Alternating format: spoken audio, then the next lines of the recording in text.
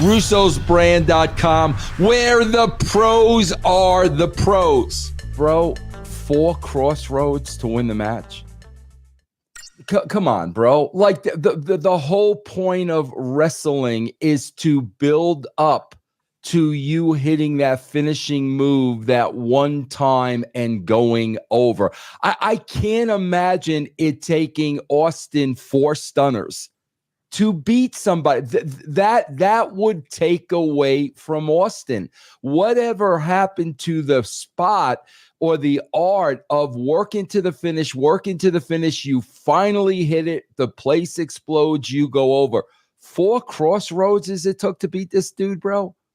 Yeah, that's Meltzer, Seltzer, New Japan bullshit, because it's not a finish if it takes 4. Right. It's no longer a finish if you can't hit it. Now, there's something to be said for an overbooked cage match where you need to extend the violence. So if you're going to hit him with 1 and it's a falsie and he kicks out there, that's fine. But then the finish needs to be another Cross Rhodes on like a chair. You know what I mean? Yes. Duck 1, fucking duck the chair, hit it, drop the chair, hook him, bing. And then you did it because you had the heightened whatever of the chair inside the cage, and we needed a bigger spot than just the regular wrestling spot. But 4 is absolutely wrong, and Cody should know that, but that's catering to the AEW marks who now think that, oh, he hit him with 4, and that's why it is. So what, next time he's got to beat him, he's got to hit him with 5? Yeah. Then 5. And put it with 3 at WrestleMania. So, yeah, now 4, now it's going to be 5. And here's where he runs into a little bit of an issue. By the way, the entire cage match, they worked their ass off.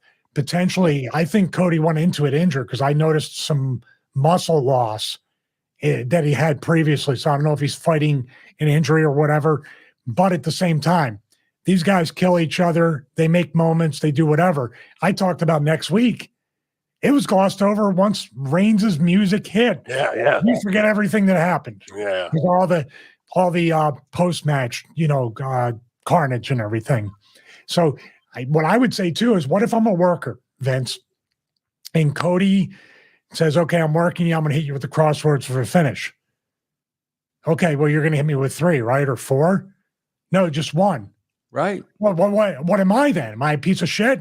Yeah. Only 1. You now you're going down the slippery slope. Pandora's box is completely opened. That's what I just really didn't like. I mean, it's just so overbooked. I mean, to me, but yeah, well, that's the whole thing is like, sure, it's for the network execs who are tuning in, and you think they're going to sit there and watch a full 2 hours of SmackDown? No, they're going to watch the cage match, because then you got to go follow that. How are you supposed to take your show any higher than that throughout everything, just for a signing at the end of, oh my God, or what have you? One thing I did like, and this is, I don't know, maybe you guys can speak to it more than I can when it comes to getting talents over. I thought Kevin Owens with the kid Ricky right there, that kid's indie rate just went up, doing a rib thing. I can think of Colin Delaney got over as a quality character from an enhancement talent. Who was the dude who did the scream there, like when Braun threw him or something? You know what I mean? There was a couple different like little moments where they've actually let some guys from the indies shine just a little bit, and this dude Ricky got over having a hairy back, getting ribbed, and then taking a stunner, and now he's probably can get $300 on the indies for the next 6 months if he wants to. So, but I got to throw this question out there next, Stevie. Like, what was the point of Ricky? Like, why? Like, I don't know what that accomplished. I don't know either. I mean, it was like kind of, we're going to go about the Braun Strowman, Bronson Reed was done very well, but then grabbing a kid who's obviously an indie worker, like you're throwing fans at the other wrestlers. That creates a dangerous precedent where the fans think they can drop the railing or do whatever. I don't know what the point of it. I will say the match and the way him and Randy work as a team is really, really incredible. They're definitely over. To have Kevin Owens and Randy Orton constantly be plugged into these makeshift spots and still get incredibly over, that's a testament to them, not just because of a hot crowd first show on USA or whatever. Those guys can work. Yeah, Ben, what do you look into that? Like, what was the point of that? I don't know. It seemed very house show after that, and those little kind of down home things endear a guy like a Kevin Owens who's just on the fly. What's your name? It's me and Ricky. Like, to get it over, like, that's just quick commitment to a bit. It's not anything super rehearsed, and you know that somebody's got to take the stunner quick Austin spot, and then pop for Randy to give him his shine by himself. And they might have just been backstage, picked a dude out of the crowd that might have been a buddy's buddy or something, and been like, let's do a little fun spot. You know what I mean?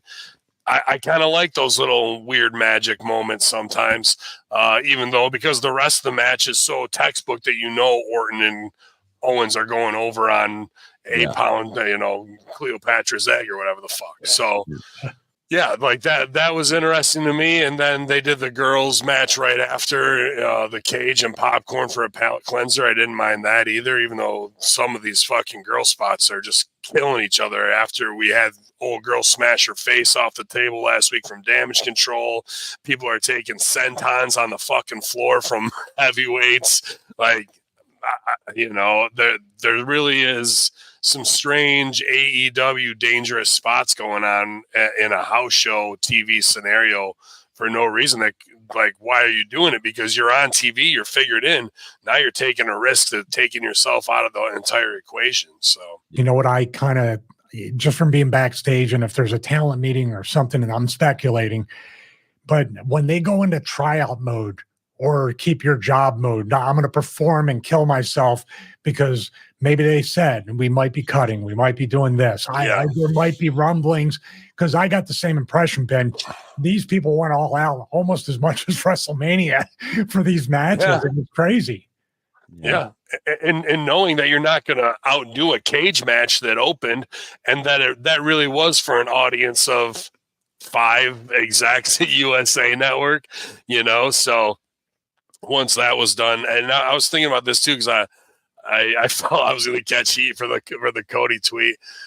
You know, I'll play the other side of that coin and put it to you guys. I was thinking on the drive in today, is Cody, you know, take away if he wasn't third generation, even second generation from Dusty and the lineage of his brother and coming through, would Cody have ever really made it to WWE as a star on his own, like, you know, an LA Knight or something like that, without having the nepotism in that story built in? I know that's a huge hypothetical, but if you look at him, do you think he would have made it to that level that he was even at? I think he could have made it to that level as a heel.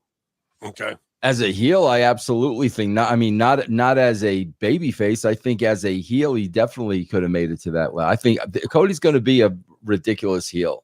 I mean, I've been saying that. Well, that's years, as much like as over as you are as a baby is as much as you'll be hated as a heel, right? If you're right in the middle, you're never really over as either one. Yeah. Well, we'll see. Here's another thing I didn't like. Ben gloating about the show, Stevie.